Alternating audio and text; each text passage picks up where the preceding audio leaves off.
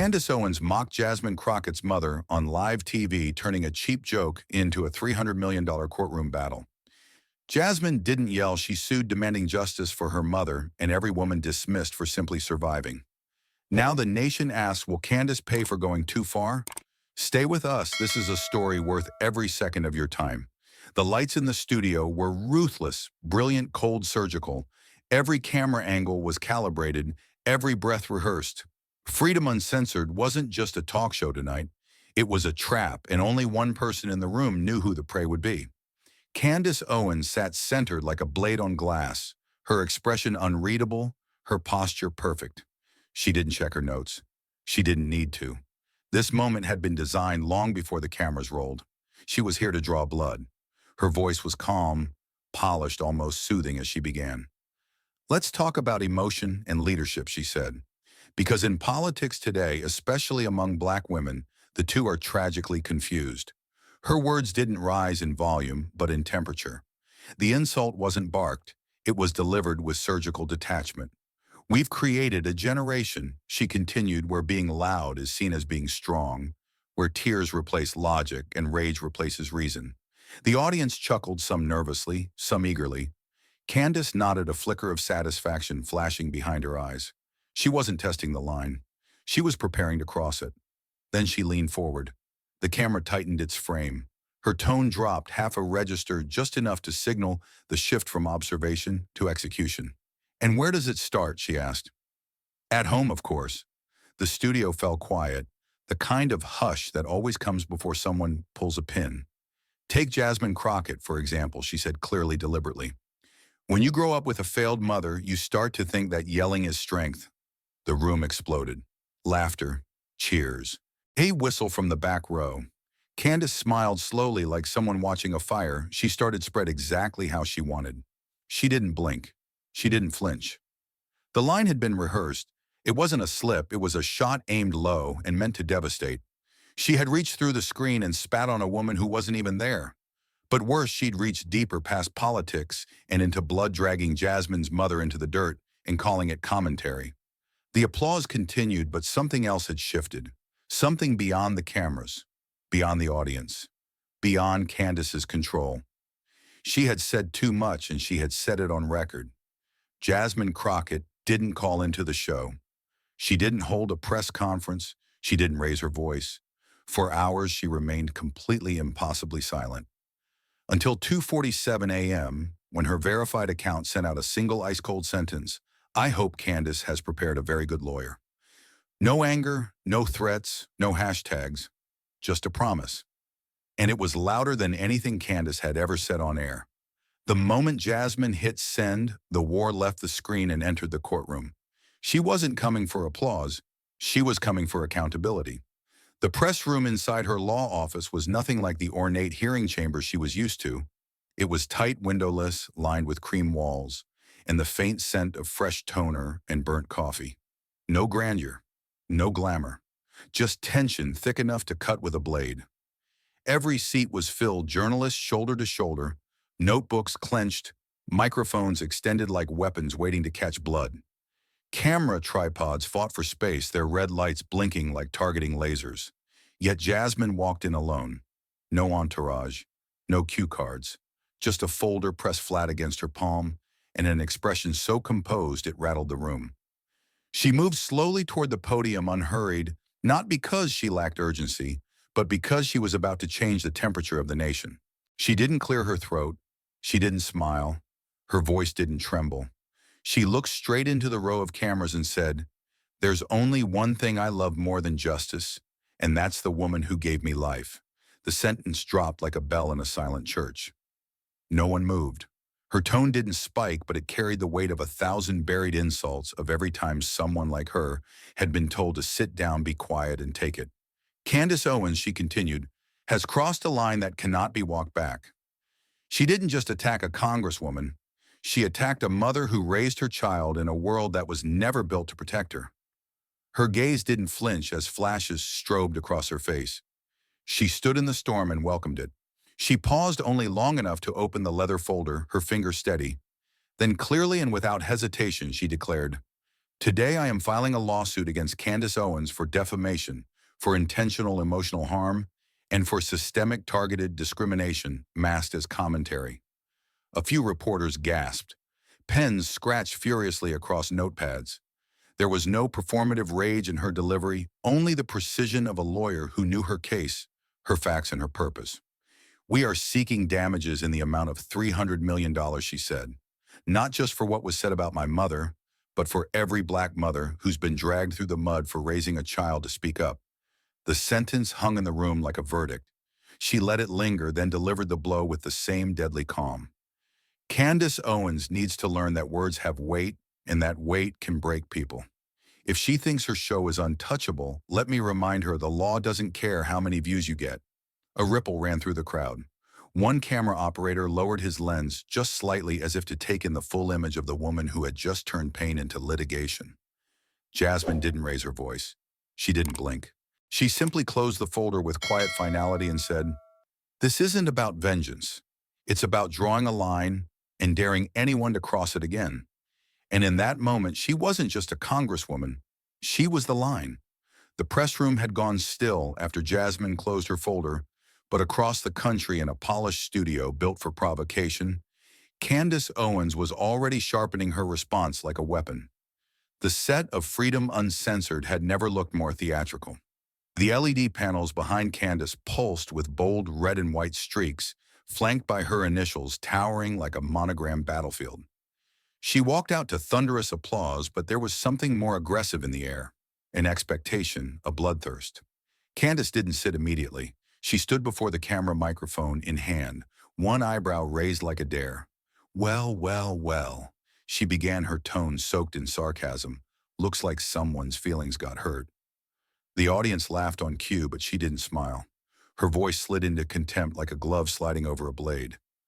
"Apparently, Congresswoman Jasmine Crockett has decided to file a lawsuit against me.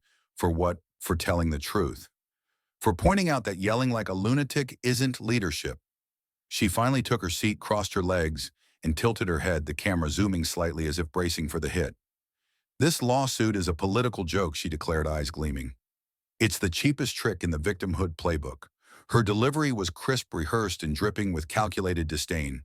She paused just long enough for her audience to clap, then leaned forward and delivered the line with venomous poise. "Jasmine Crockett is the queen of professional outrage, the queen of victim culture. Let's all clap for Her Highness." The laughter that followed wasn't amused, it was cruel. Candace's expression barely shifted. She didn't need to gloat. Her words did it for her.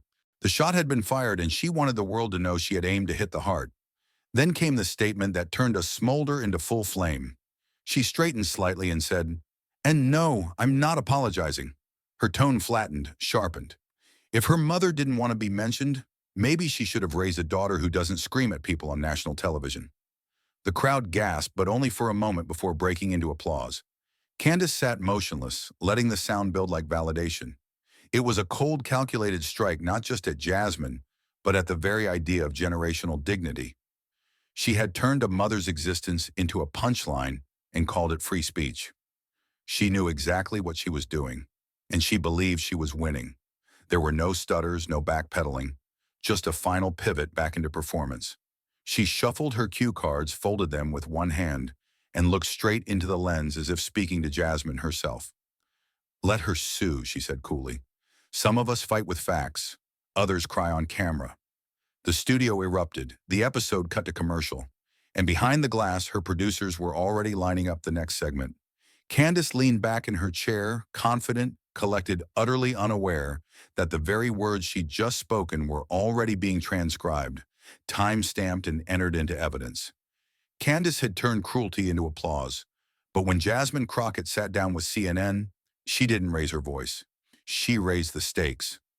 The CNN studio lights hummed quietly overhead, casting a soft halo across Jasmine Crockett's face, but nothing about her presence felt soft. She sat upright, arms relaxed but shoulders squared, like someone who had carried both a lawsuit and a family name on her back for far too long to slouch now. The anchor across from her hesitated before speaking, sensing the fragility of what hung in the air. "Why take this so personally?" he asked gently. Jasmine looked straight ahead, eyes unwavering, and answered without blinking. Because before I was a congresswoman, before I was an attorney, I was a nurse's daughter. Her voice was low, steady, but every syllable struck like a match on stone. My mother worked the graveyard shift at a rural clinic in Bowie County for 25 years. She took blood pressure with one hand and packed my school lunch with the other. We didn't have much, but we had dignity, until someone on national television decided to stomp on it.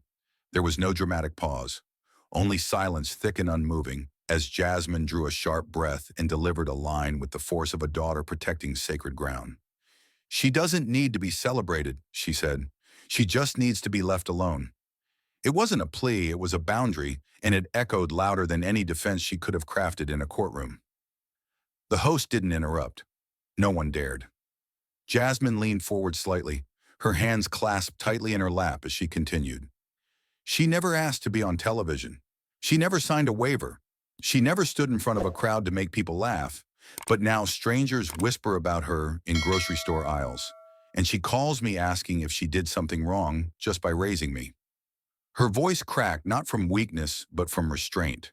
From years of holding back the kind of pain that no title, no platform, and no power can protect you from. The camera didn't cut away. The studio didn't break for commercial. Because in that moment it became clear to everyone watching, this wasn't just about Candace Owens anymore. It wasn't even just about Jasmine Crockett. It was about the countless mothers who had held their families together in silence, only to have their names dragged through the mud in the name of commentary. Jasmine didn't ask for sympathy. She didn't want it.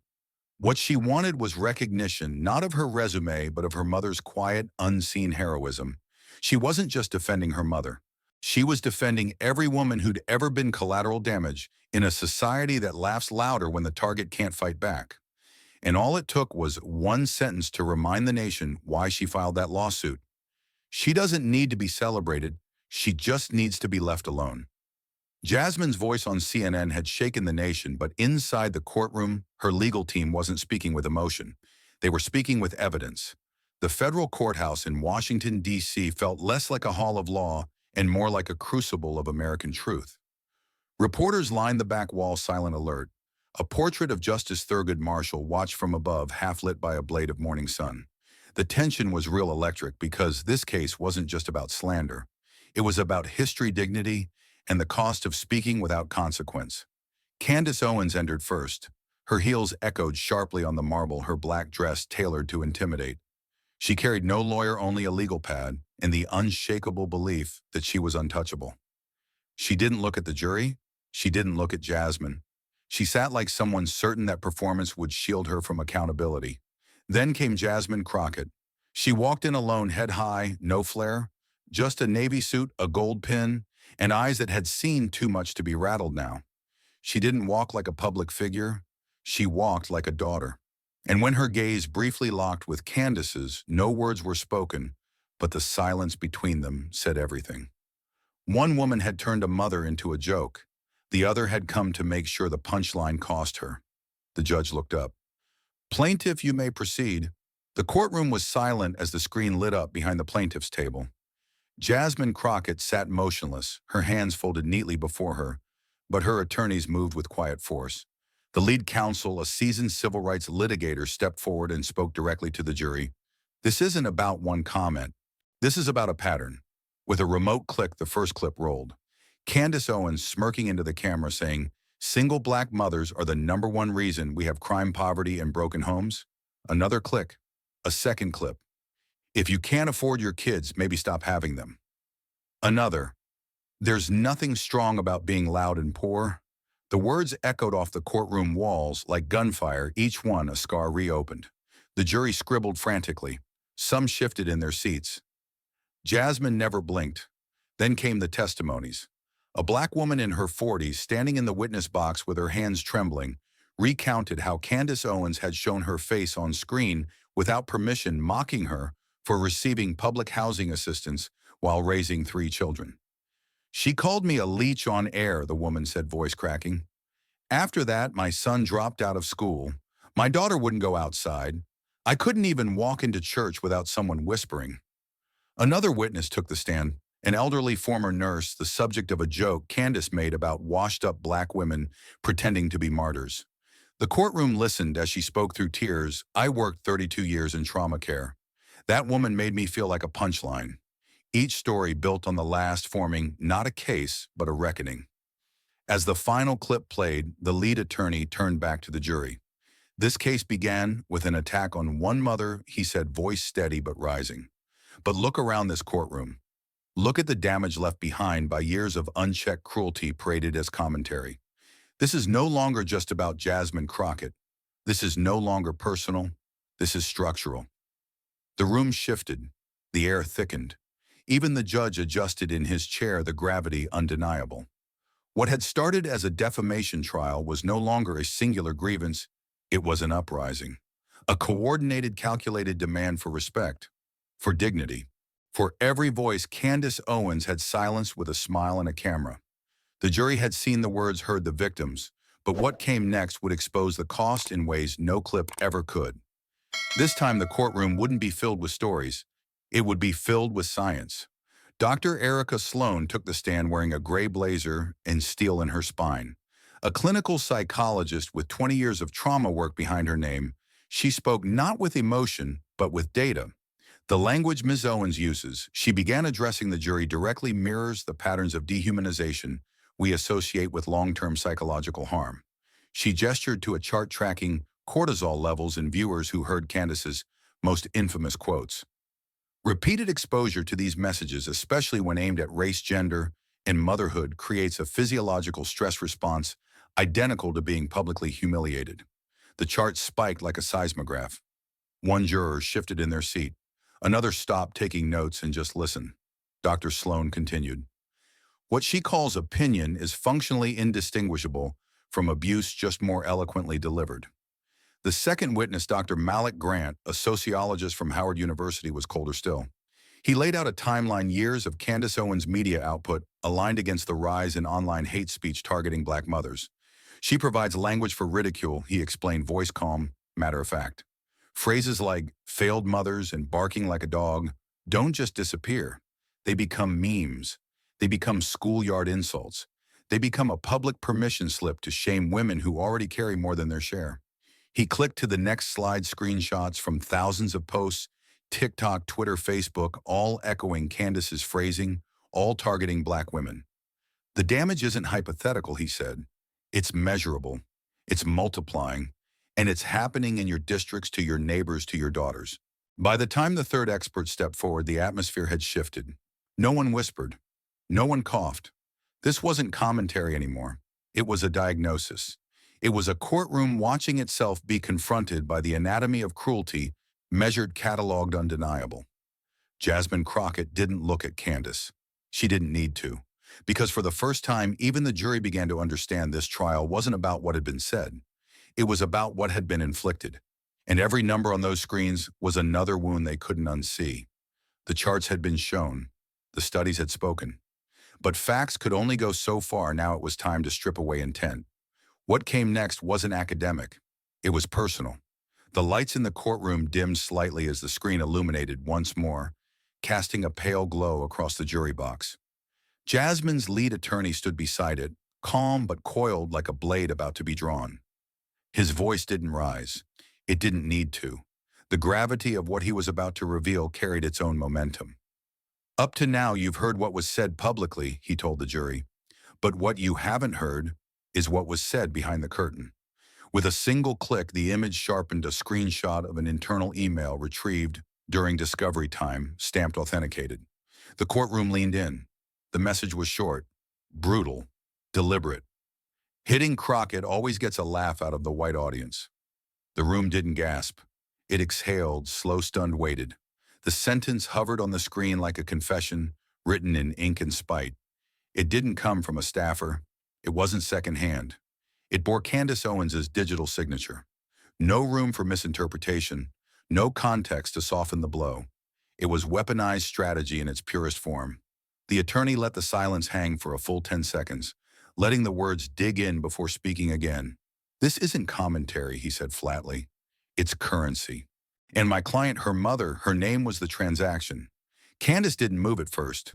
But slowly, almost imperceptibly, she shifted in her chair. Her hands folded moments ago now tightened against her lap. The corners of her mouth didn't rise. Her stare didn't challenge. It dropped. There was no snark, no defense. Just the growing realization that something irreversible had landed. She had mocked dignity for applause. And now those words were being read, not by viewers, but by 12 jurors.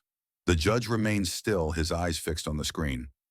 Members of the jury stared with expressions ranging from disbelief to silent fury. One juror scribbled something rapidly in the margins of his notebook. Another clenched her pen like it might break.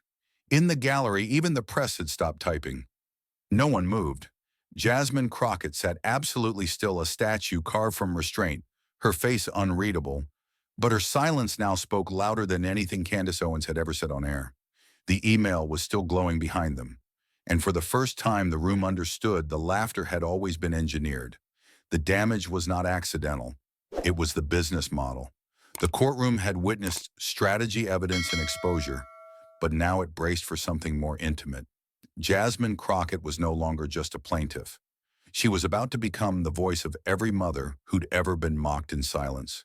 Jasmine Crockett stood slowly, as if the weight of everything that had come before her, the data, the testimonies, the email, had settled squarely on her shoulders. But as she walked toward the witness stand, there was no hesitation in her steps. She didn't check her notes, didn't adjust her suit. Her path was direct, her posture unshakable, like someone not approaching a chair, but a line in history. The bailiff swore her in, and she didn't flinch.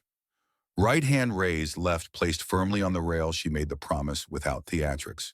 She took her seat beneath the courtroom lights, but her presence made the entire room feel colder. The tension wasn't dramatic, it was sacred. She scanned the jury box, once eyes steady, then let her gaze drift toward the camera, broadcasting live to millions. Her voice, when it came, was low but unbreakable. "I'm not here for revenge," she said. "I'm here to say that women like my mother were never meant to be anyone's punchline." Her tone didn't waver, but each word carried the clarity of something deeply earned. She never asked to be famous. She didn't write books. She didn't run for office. But she showed up every day, every night, working jobs no one applauded, so I could one day stand in a room like this. She didn't blink. Her breathing never changed. But her words struck like a chisel on marble. And someone turned her into a joke, just to get a laugh. A hush washed over the courtroom, so complete it seemed unnatural. The rustle of papers stopped. The scribbling of pens ceased. Even the judge, who had remained impassive for days, now leaned subtly forward. Candace Owens sat across the room, frozen. Her fingers no longer fidgeted. Her mouth was set, unreadable. But she didn't look up. Not now. Jasmine didn't need to raise her voice or deliver some fiery monologue. She had already won the room with restraint, because truth, when spoken without apology, didn't need volume to make the walls tremble. All it needed was a woman who had been told to stay quiet, refusing to do so. Jasmine's testimony had scorched the air with quiet dignity, but now that silence was turning inward. It no longer belonged to her. It now sat heavily on the shoulders of the woman who had lit the first match. Candace Owens sat frozen, her posture unnaturally upright, like a statue refusing to melt. In front of her lay a single sheet of paper, no legal jargon, no spin, just ink and truth. Her truth. The judge's tone was neither cold nor warm, but it cut through the room like steel. "Ms. Owens, please read the statement aloud." There was no commentary, no permission to explain, just an order, a command to face the ghost of her own broadcast. Her hand reached forward slower than usual, fingers brushing the edge of the transcript like it might sting. And in a voice missing all its usual armor, she read, "When you grow up with a failed mother, you start to think barking like a dog is what strength looks like." The words didn't just fall, they dropped like iron. For a moment, nothing else existed. The walls seemed to lean inward. Even the clicking of a stenographer's key slowed, as if reluctant to record what had just been said. This wasn't a soundbite anymore. This was a confession, delivered not by guilt, but by force. Candace's eyes didn't scan the courtroom. She didn't check the jury's faces or glance at Jasmine, who sat calm and steady just 10 feet away. Her chin dipped slightly, but not in shame, more like impact. The moment had weight, and she was feeling every ounce of it settle in her chest. The jury remained utterly still. One woman pressed her lips together. One man scratched a note paused halfway through. The rest watched without blinking. Behind them, cameras captured what no one had ever seen: a Candace Owens without control. Her shoulders tensed in small spasms she couldn't hide. Her jaw tightened with every breath. And though her mouth didn't move, her eyes whispered a truth she had never admitted on air: that her words had finally turned against her. Not metaphorically, not socially, legally, publicly, permanently. She gently folded the paper. Not with grace, but with caution, like it might explode. Her fingers struggled with the crease, then set it down flat again. The microphones captured every rustle, every breath she held, but couldn't release. There were no more words left for her to weaponize. No exit lines, no applause, just silence, heavy, sacred, and earned. Jasmine didn't speak. She didn't even shift. But her presence echoed louder than Candace's voice ever had. And across America, people watching knew this was not the Candace of YouTube or Fox or Firebrand rallies. This was a woman being unmasked not by others but by her own hand. And the damage was irreversible. Not because she had lost, but because for the first time she couldn't deny the truth was hers. Candace's silence after reading her own words wasn't the end of reckoning. It was the calm before a legal storm, as the courtroom turned from memory to consequence. The stillness lingered for just a beat too long before Jasmine's lead counsel stood again, her navy skirt suit crisp, her expression carved from purpose.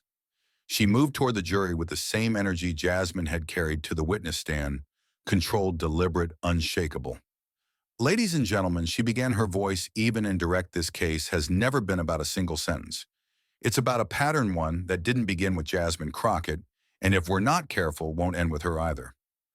In her hand was a white binder marked Exhibit 114, and when she opened it, the room stiffened. Inside were transcripts, air dates, video stills.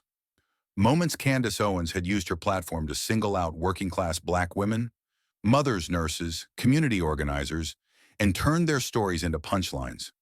We are seeking damages not only for the psychological harm done to Ms. Crockett, the attorney continued, but for the demonstrable repeated conduct of Ms. Owens that has made harm her currency. She turned back to the bench. We asked this court for a total award of $300 million. The number didn't land like a shockwave. It landed like justice. Not inflated, not symbolic, itemized and grounded in financial analysis. A media valuation expert had testified the day before Candace's remarks about Jasmine Crockett had led to her highest-rated show of the year, netting millions in syndication offers and ad revenue. The harm, they argued, wasn't abstract, it was profitable. This isn't simply a matter of free speech, the attorney pressed on. It's about what happens when speech targeted, bigoted, and repeated turns into an institutional model for influence. This is not debate. This is monetized cruelty. As murmurs rippled through the courtroom, the judge sat motionless, then glanced toward his clerk. A set of documents was passed to him, briefs filed by amicus curiae civil rights groups and media ethics organizations. The question now before the court wasn't just financial, it was foundational.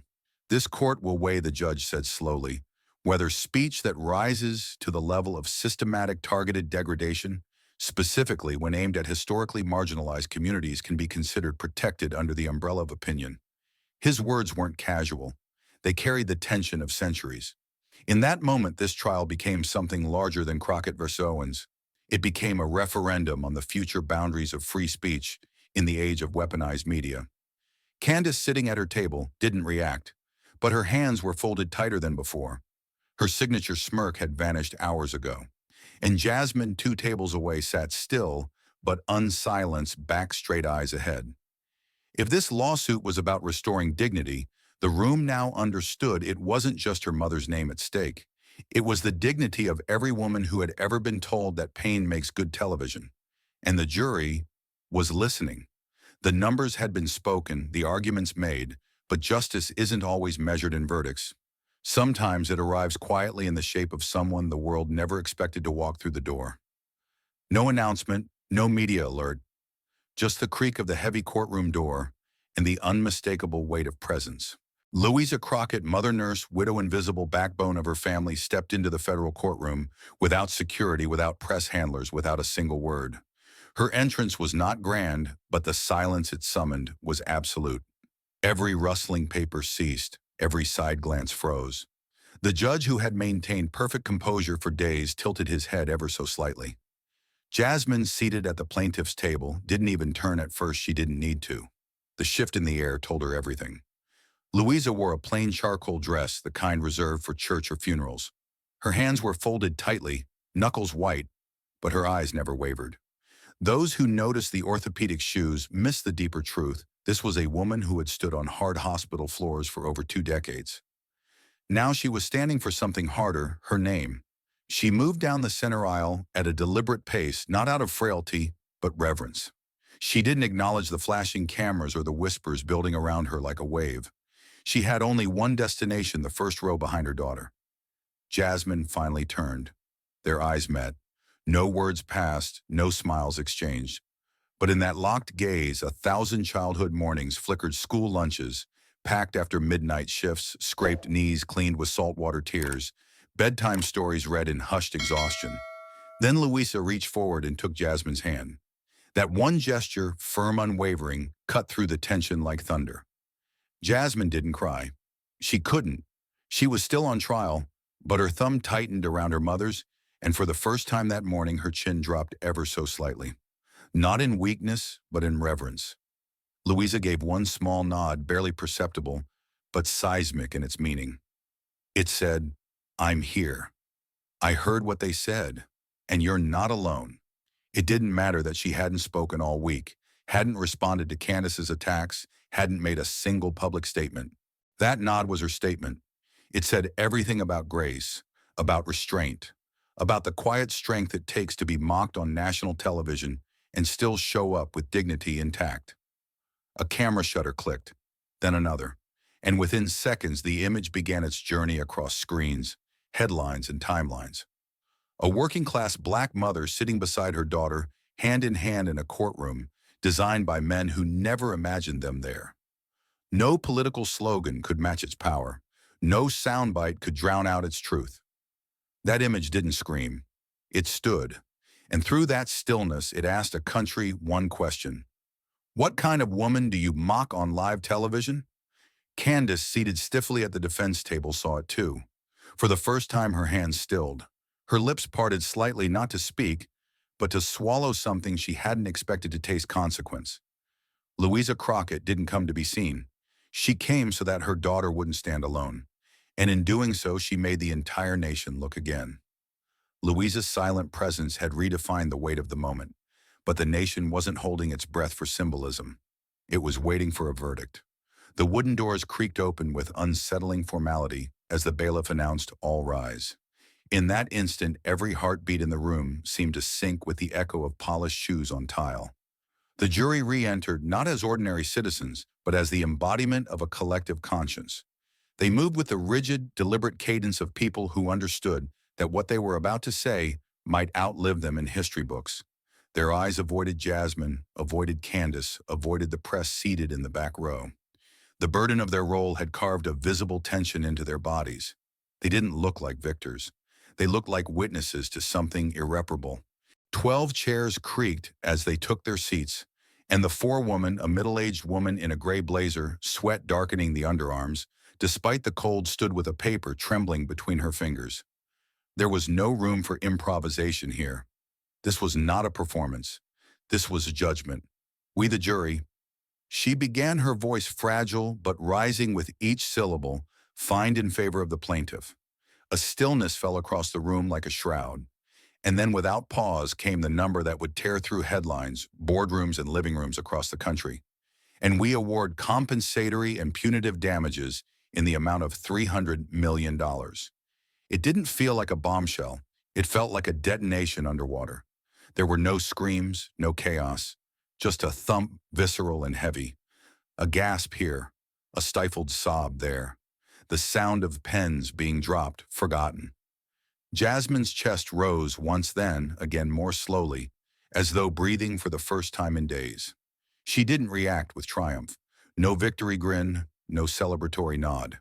She closed her eyes in a gesture not of conquest but of gravity, like someone honoring the cost of every inch won. Her mother's hand resting gently atop hers tightened only slightly, but it was enough. Enough to know this wasn't about money. It was about naming the wound and daring the world to look at it. Across the aisle, Candace Owens remained seated, but the angle of her body shifted almost imperceptibly. The tilt of her shoulders lost their practiced squareness. Her chin didn't rise. Her eyes, which had burned so often with eloquent disdain, now stared into some unseeable place far beyond the room. The blank legal pad in front of her mocked the rhetorical arsenal she had once wielded so fluently. Her fingers, always expressive in debate, now curled inwards against her palm, like someone clenching around something that could no longer be defended. The woman who once spoke in absolutes now sat in utter stillness, contained, defeated, and cracked in the one place she could not show the world her certainty. Then came the final voice, the one that would immortalize the verdict.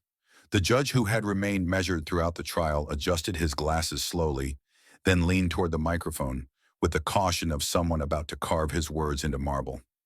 "Let this be clear," he said, and the room stilled again, as though afraid to breathe over what was coming. "No one has the right to injure the dignity of another human being under the disguise of entertainment or commentary." The sentence didn't just land, it rang.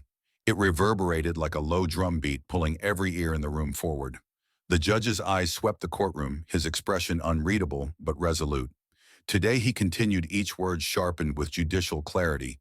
"This court affirms that speech which systematically demeans the lived experience of others, especially underprotected communities, is not protected speech. It is targeted harm, and it will carry consequence." He didn't raise his voice. He didn't need to, because in that moment the silence said more than applause ever could. It was a silence of reckoning, of limits finally being drawn, of a nation that had spent decades flirting with cruelty now being forced to name it. Cameras behind the glass barrier caught every angle. The judge's words would play across news networks before nightfall, but they would replay in memory far longer. He hadn't just issued a ruling, he had handed the country a mirror and dared it to look. Candace didn't move, not even when the clerk leaned forward to ask if she had anything to say. Her lips parted briefly, but no sound emerged. The courtroom waited, but what had once been a flood of words had dried into a single damning stillness. The only thing that moved was the camera zooming in on her face, where the arrogance had vanished, leaving only the faintest flicker of fear.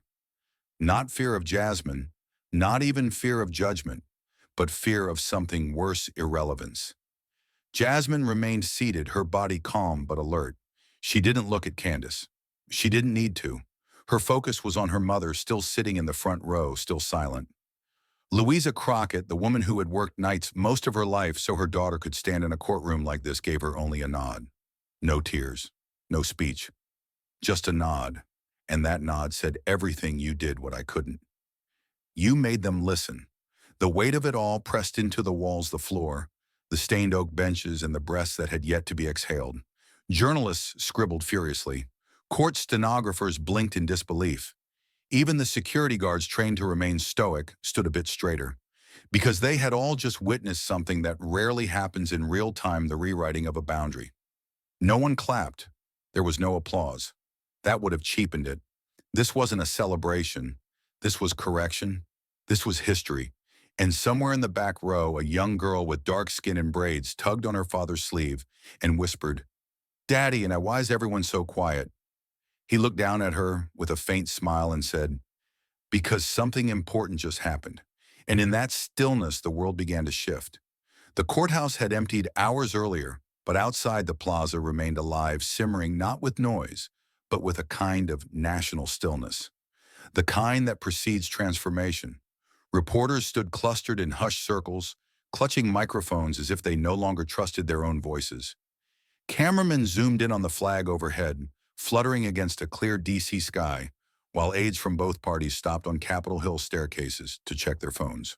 Across the country, television stations had already switched from breaking news alerts to live coverage of a different kind. A woman not behind a podium, but standing before the world as something far more rare, not a victor, but a vessel for something sacred. Jasmine Crockett stepped forward slowly, her shadow stretching across the courthouse steps like the last line of a book written in quiet rage and unshakable love. She wasn't flanked by lawyers or speechwriters. She walked alone, followed only by her mother, Louisa Crockett, whose silence, whose resilience had become a symbol far louder than any slogan ever etched on a placard. There was no cheering crowd, no waving of flags, just reverence. People didn't chant. They held their breath. The cameras zoomed in. Jasmine looked directly into them, not blinking, not smiling. She wore the same navy suit she had worn on the trial's first day, but it now fit her like armor forged from fire and dust. Her hands did not tremble. Her voice, when it emerged, was not amplified by microphones. It rose like a current from the chest of a woman who knew this speech would not echo for her, but for every daughter still standing in the shadows of dismissal. She took one shallow breath and began. "This is not my victory," she said, her voice low but clear. "This is a reminder for every child who was ever told their mother wasn't good enough." No one spoke. No one moved.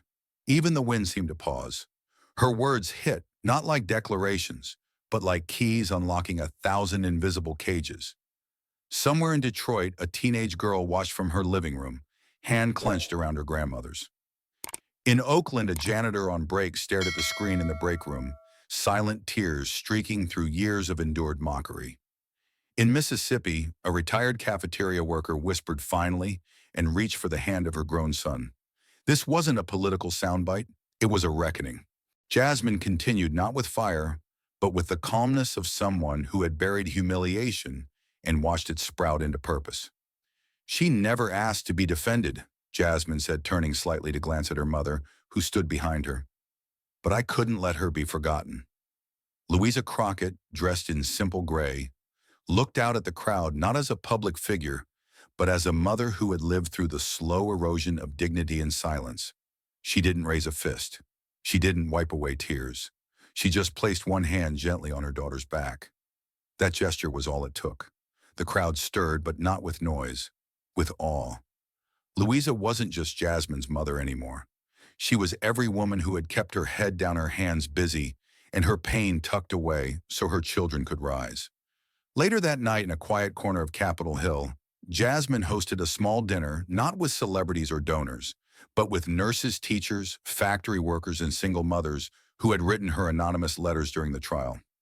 There were no gala gowns, no sponsors, just paper plates, water glasses, and one framed photo in the center of the table.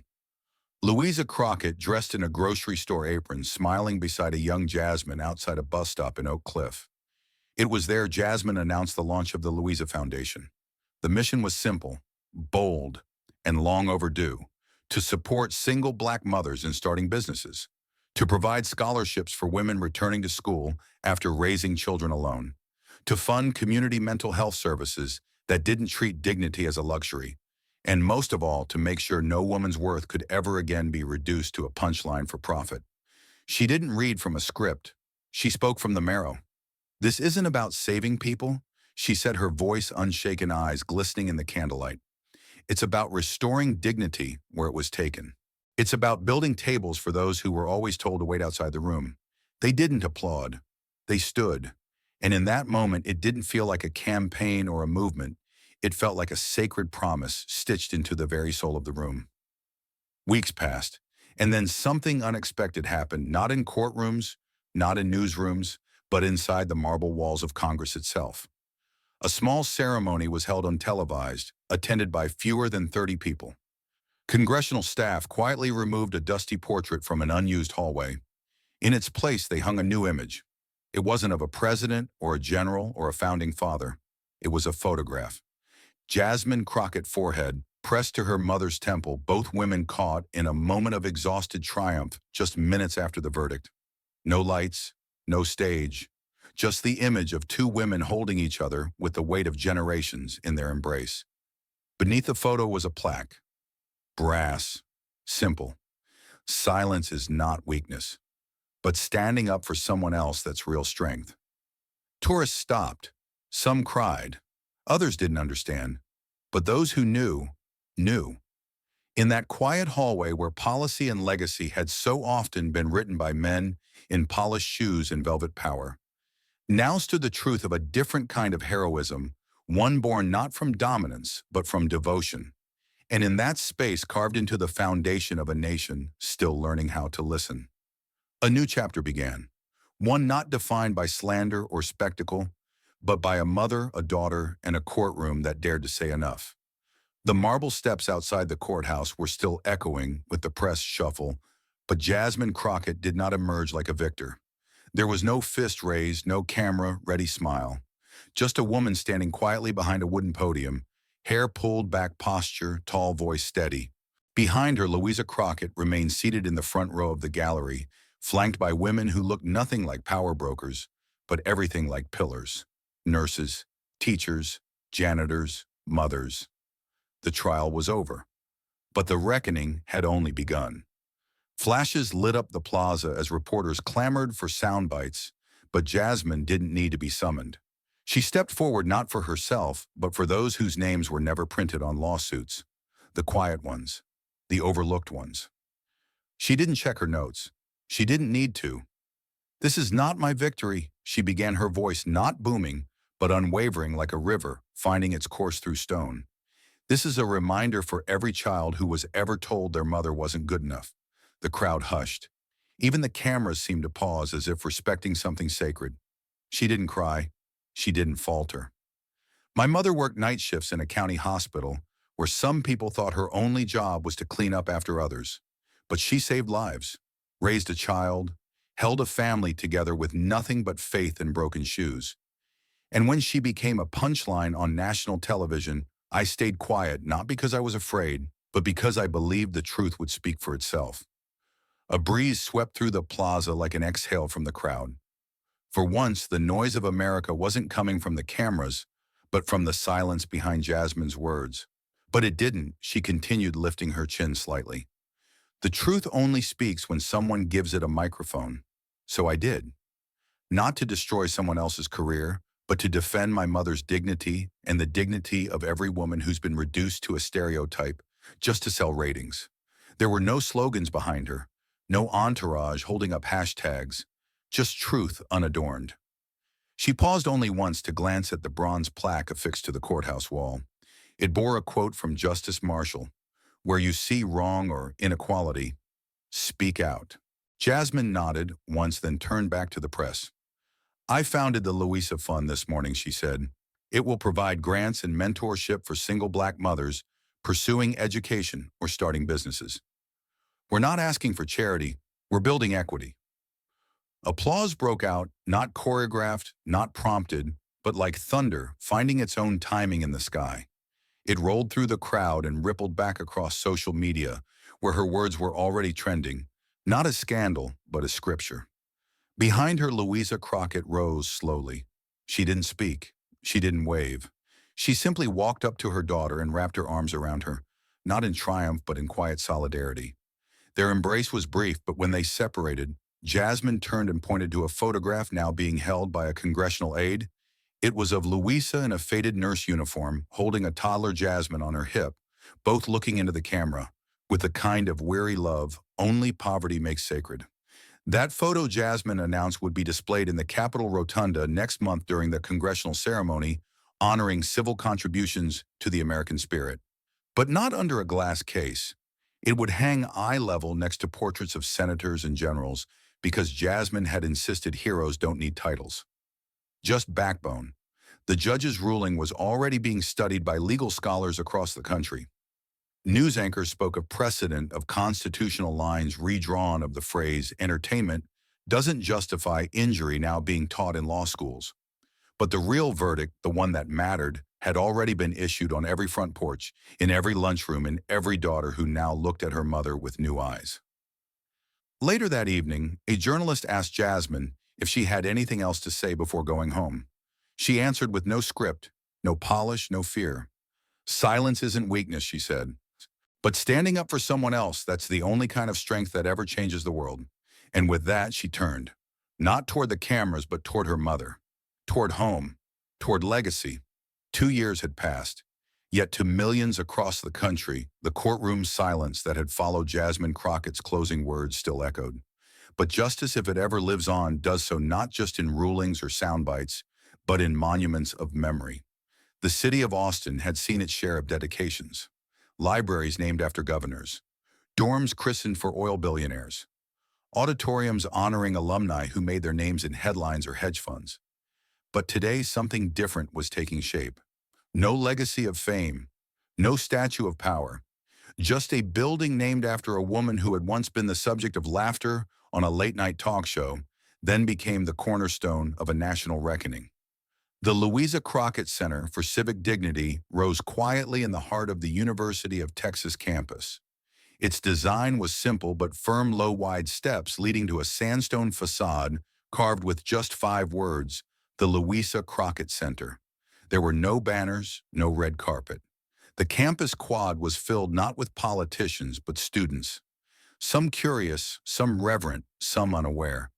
They were standing on the soil of a story that had once shaken the country.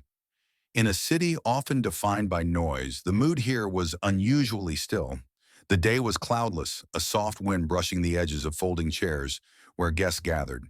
A brass quartet played a muted arrangement of "A Change Is Gonna Come," but even that seemed like a whisper against the tension of the moment. Then came the speech that everyone had waited for, not from Jasmine, but from her mother. Jasmine stood off to the side, her navy blazer sharp, her hair pinned back in understated formality. She held no papers. She didn't adjust the microphone. She had no plans to speak first. This wasn't her moment to own, it was her moment to step aside. When the university president finished her introduction, Jasmine didn't move. She turned and looked at the woman beside her. Louisa Crockett stepped forward. There was no teleprompter, no security detail, no designer dress, just a simple navy blouse, slacks, and a single pin on her collar that read service. Her hair, peppered with white, now had been pulled neatly into a low bun.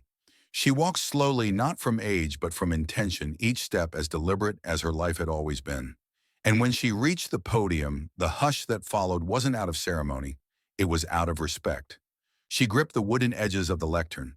Her fingers trembled slightly, just enough to betray the flood of emotion under her composure. Her voice, when it came, was not loud, but it was rooted. "I never asked to be seen," Louisa said. Her eyes scanned the crowd, students, journalists, faculty, and somewhere in the back, a few of the people who had once jeered her through cable screens. But maybe someone like me needed to be. A collective intake of breath swept the quad as though the air itself paused to make room for that sentence. Jasmine remained still. No smile, no nod, just her eyes fixed on her mother, not as a daughter watching, but as a witness to something bigger than either of them. Louisa didn't elaborate. She didn't need to. Her one sentence cut through decades of silence, ridicule, and the casual disregard society often throws at women, like her black women, who work 2 jobs, who take the bus, who raise children without applause, who carry the burden of expectation and the insult of invisibility. She had been mocked on national television, her face turned into a joke, her struggles into punchlines. But today she stood at a podium in front of a building that bore her name, not because she had asked for recognition, but because her daughter refused to let the insult be the final word. As she stepped away from the microphone, the applause was restrained, not wild or theatrical. It was the kind of applause that said, "We heard you. We know what this is." And then the students stood. Dozens of them, black, brown, white, rising, not because they were told to, but because something in them demanded it. Jasmine stayed off to the side. Her arms crossed gently, her chin lowered slightly. She did not take the podium afterward. She simply walked over to her mother and took her hand, holding it like a vow. Behind them, carved into the limestone steps beneath the building entrance, were the words Jasmine had sent for engraving the night the jury delivered its verdict. "Dignity is not a luxury. It is the beginning of everything." Those words weren't drafted by a committee. They weren't workshopped by speechwriters. They came from a notepad beside Jasmine's hotel bed, scribbled in ink at 3:17 a.m. after the jury read out $300 million. The dollar amount wasn't what had kept her awake, it was what came after. The silence. The realization that the nation didn't cheer because of money. They stood still because of meaning. The Crockett Center wasn't just another facility. It housed mentorship programs for Black and Latina mothers, in business scholarships for children raised in single-parent homes, and a media literacy initiative that taught students how to decode racial bias in modern commentary. But even with all its function, it was the photo at the entrance that pulled visitors to a halt. It wasn't glamorous. Just Louisa in her nurse's uniform holding a young Jasmine, smudged cheeks, half-braided hair, backpack half-zipped. They were not posed. They were not styled. They were real. And beneath that photo, a small bronze plaque read, "She didn't ask to be famous. She just showed up every day, every night." That plaque became something of a pilgrimage. Students touched it before midterms. Visiting families read it aloud. One freshman was overheard whispering to her mother, "She looks like you." The building changed the tone of the campus. Activism clubs met there. TEDx speakers cited it. A sociology professor began each semester with one assignment: visit the Louisa Crockett Center. Tell me what it says to you. But beyond the walls, something else began to shift, something national. News networks that once ran unfiltered satire started issuing content warnings. Podcasts added disclaimers. A national media board began outlining clearer boundaries between commentary and targeted mockery. Candace Owens, long silent, since the verdict was no longer just a public figure, she was a legal precedent. The line had been drawn in court, and it echoed in every newsroom. And yet Jasmine refused to be defined by that case alone. When asked in an interview if she saw herself as victorious, she shook her head. "This isn't about me," she said. "This isn't a win. It's a warning. A reminder to every child who was ever told their mother wasn't enough, that sometimes enough is everything." That line, spoken in a local PBS interview, went viral. It wasn't just quoted, it was carved. Within weeks, it appeared etched into classroom walls, printed on protest signs, and eventually displayed on digital billboards across 5 major cities. Back at the university, every student who passed through the Crockett Center carried something unseen with them: the weight of a woman who had never asked to be seen, and a daughter who made sure she was. Because in the end, the most powerful thing about dignity is that it doesn't demand attention. It demands memory. And memory, when honored, becomes legacy, not the kind bought by donors, the kind earned in silence and later carved in stone. And yet, as the sun set behind the sandstone facade of the Louisa Crockett Center, what lingered wasn't applause, nor headlines, nor the sharp edges of victory. It was something slower, heavier, a reckoning that stretched beyond one trial, one insult, or even one family. This wasn't just about a mother who'd been mocked or a daughter who fought back with law instead of rage. It was about what we choose to value in a society that still rewards cruelty as entertainment. In a world addicted to viral clips and punchline politics, the image of Louisa standing at that podium had done something algorithms couldn't calculate. It forced us to feel, to pause, to ask who we've allowed ourselves to become when mockery travels faster than compassion. Jasmine's silence beside her mother spoke volumes, not of restraint, but of purpose. Because the real justice was never the dollar amount. It was the cultural line finally drawn in the sand. This story reminded America that dignity does not come with a title or trend. It is not granted by wealth or wiped away by ridicule. It lives in people like Louisa Crockett, the backbone of families, the invisible architects of hope who have been laughed at, underestimated, and overlooked. And it rises when someone dares to say enough. Jasmine didn't just defend her mother's name. She defended the millions who've had theirs erased. She stood in that courtroom not as a politician or a victim, but as a human being demanding the bare minimum decency. That demand shook the foundations of what free speech means in a country that too often confuses freedom with permission to harm. When the court ruled in her favor, it didn't just award damages, it handed back something far rarer: validation. The kind no law book can promise. The kind every forgotten soul deserves. Candace Owens wasn't just held accountable for a segment on a talk show. She became the face of a larger question.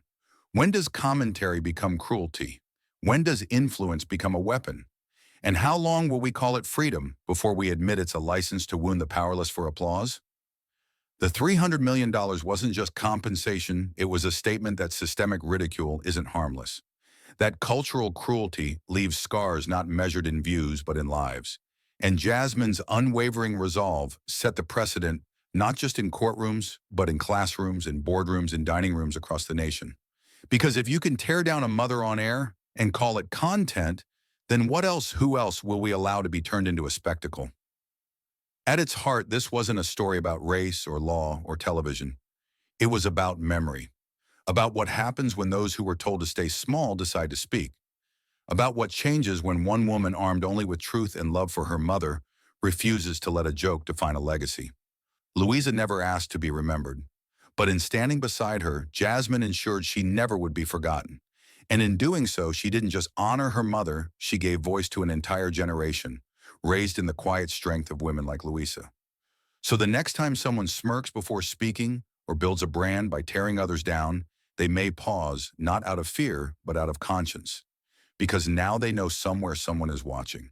And someone someday will stand up and say, not her, not again.